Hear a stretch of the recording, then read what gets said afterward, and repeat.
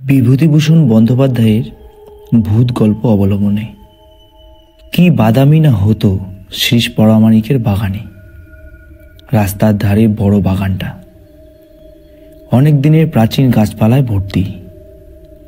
নিবিড় অন্ধকার বাগানের মধ্যে, দিনের বেলাতেও। একটু দূরে আমাদের উচ্চ প্রাইমারি পাঠশালা, রাখাল মাস্টারের স্কুল।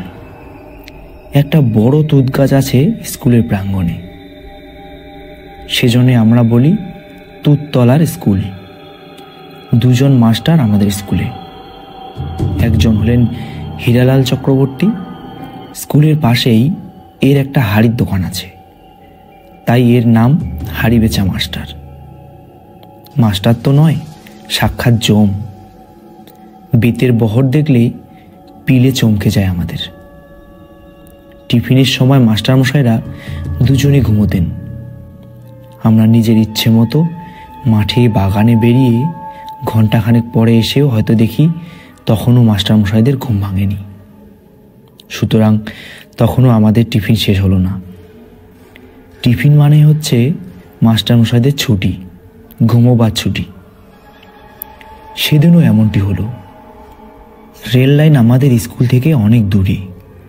আমরা মাতলার পুল পেরিয়ে এলাম, রেল লাইন বেরিয়ে এলাম। ঘণ্টাখানেক পরে এসেও দেখি এখনও হাড়ি বেচা মাস্টাররা নাক ডাকছে।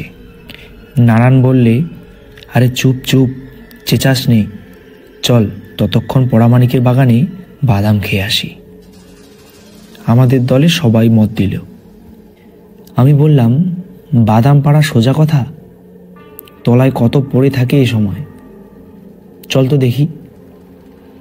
এবার আমরা সবাই মিলে পরামানিকদের বাগানে ঢুকলাম, পুলের তলা রাস্তা দিয়ে। দুপুর দুটো, রোদ ঝমঝম করছে। শরৎকাল, রোদের তেজও খুব বেশি। গত বর্ষায় আগাছার জঙ্গল কাটা ঝোপের বেজায় বৃদ্ধি হয়েছে বাগানের মধ্যে। জঙ্গলের মধ্যে দিয়ে সুড়ি পথ, এখানে ওখানে মোটা লতা গাছের ডাল থেকে নেমে নিচেকার ঝোপের মাথায় দুলছে। আমরা এই বাগানের সব অংশে যাইনি। মস্ত বড় বাগানটা পাকা রাস্তা থেকে গিয়ে নদীর ধার পর্যন্ত লম্বা। পেয়ারাও ছিল কোনো কোনো গাছে, কিন্তু অসময়ের পেয়ারা তেমন বড় হয়নি। ফল আরও যদি কোনো রকম কিছু থাকে, খুঁজতে খুঁজতে নদীর ধারে দিকে চলে গেলাম। বাদাম তো মিললই না, যা বা পাওয়া গেল ইট দিয়ে ছেঁচে তার শ্বাস বের করার ধৈর্য আমার ছিল না। সুতরাং দলের সঙ্গে আমার ছাড়াছাড়ি হয়ে গেল। নদীর দিকে বন বেজায় ঘন, এদিকে বড় একটা কেউ আসে না। খসখস শব্দে শুকনো পাতার উপর দিয়ে শেয়াল চলে যাচ্ছে। কুল্লু পাখি ডাকছে উঁচু তেঁতুল গাছের মাথায়। আমার যেন কেমন ভয় ভয় করছে। আমাদের স্কুলের ছেলেরা কানে হাত দিয়ে গায়, ঠিক দুঃখুর বেলা ভূতে মারে ঢেলা, ভূতের নাম রশি, হাঁটু গেড়ে বসি। সঙ্গে সঙ্গে তারা অমনি হাঁটু গেড়ে বসে পড়ে। এসব করলে নাকি ভূতের ভয় চলে যায়। আমার সঙ্গে কেউ নেই, ঠিক দুপুরবেলাও বটে। মন্তরটা মুখে আউড়ে হাঁটু গেড়ে বসবো, কিন্তু ভূতের নাম রশি হলো কেন? শ্যামও হতে পারত, কালো হতে পারত, নিবারণ হতেই বা আপত্তি কি ছিল? একটা বাঘ ঘুরে বড় একটা বাঁশবন, আর নিবিড় ঝোপ তার তলায়। সেখানটায় গিয়ে আমার বুকের ডিপ ডিপ যেন হঠাৎ বন্ধ হয়ে গেল। একটা আমড়া গাছের তলায়, ঘন ঝোপের মধ্যে আমড়া গাছের গুড়ি ঠেয়ে দিয়ে বসে বড় বাঘদিনী। ভালো করে উঁকি মেরে দেখলাম, হ্যাঁ ঠিক বড় বাঘদিনী বটে। সর্বনাশ, সে যে মরে গিয়েছে। বড় বাঘদিনীর বাড়ি আমাদের গায়ের গোসাইপাড়ায়। অশ্বত্থতলার মাঠে একখানা দোচালা কুড়ে ঘরে সে থাকত। কেউ ছিল না তার। পালমশাইয়ের বাড়ি ঝিগিরি করতো অনেকদিন থেকে।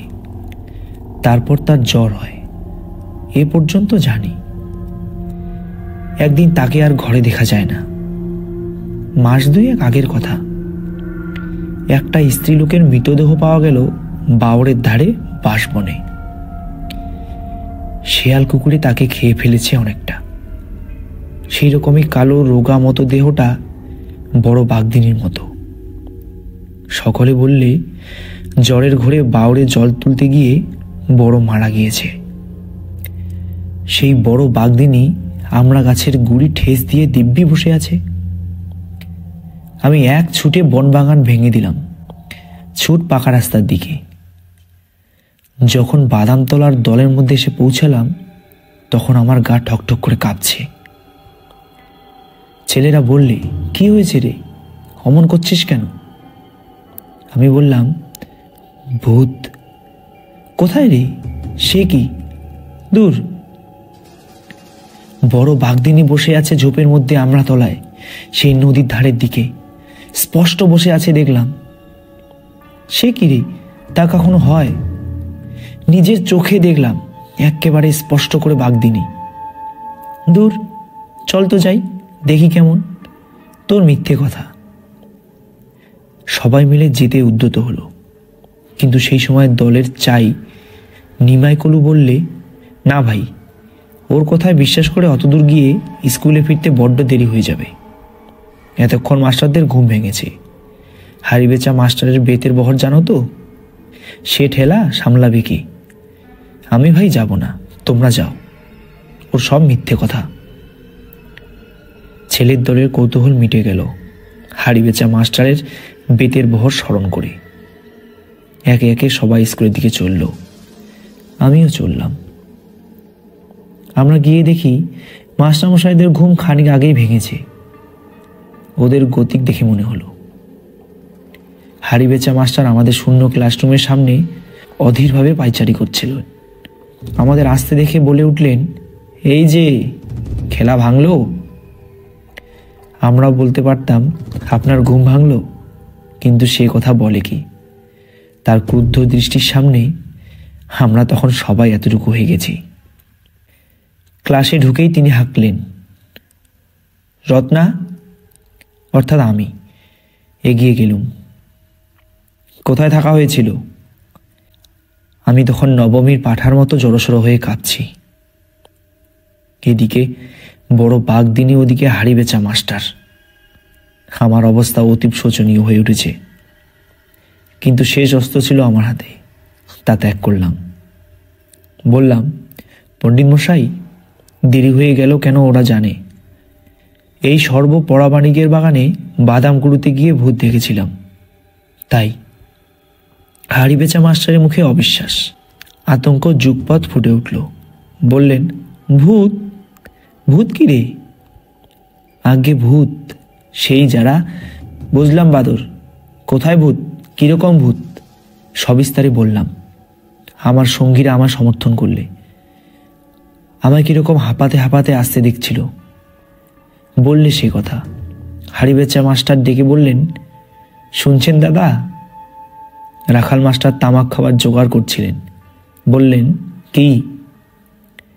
ওই কি বলে শুনুন, রত্না নাকি এখনই ভূত দেখে এসছে সর্বপরামানিকের বাগানে।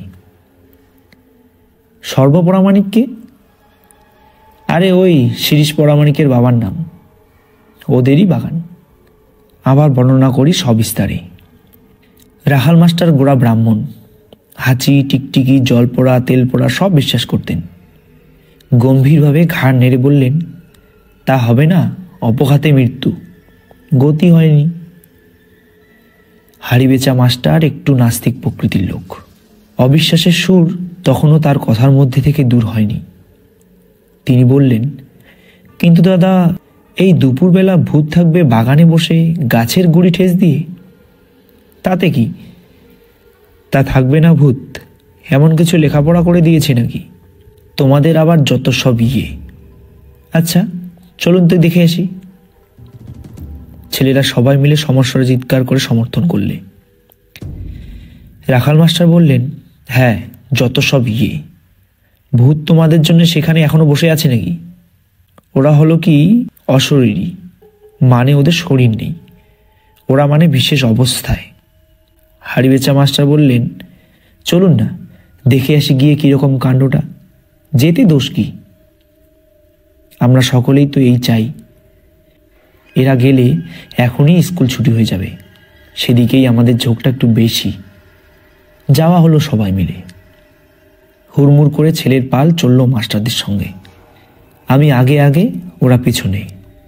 সেই নিবিড় ঝোপটাতে আমি নিয়ে গেলাম ওদের সকলকে। যে দৃশ্য চোখে পড়ল তা কখনোই ভুলব না। এত বৎসর পরেও সেই দৃশ্য আবার যেন চোখের সামনে দেখতে পাই এখনো।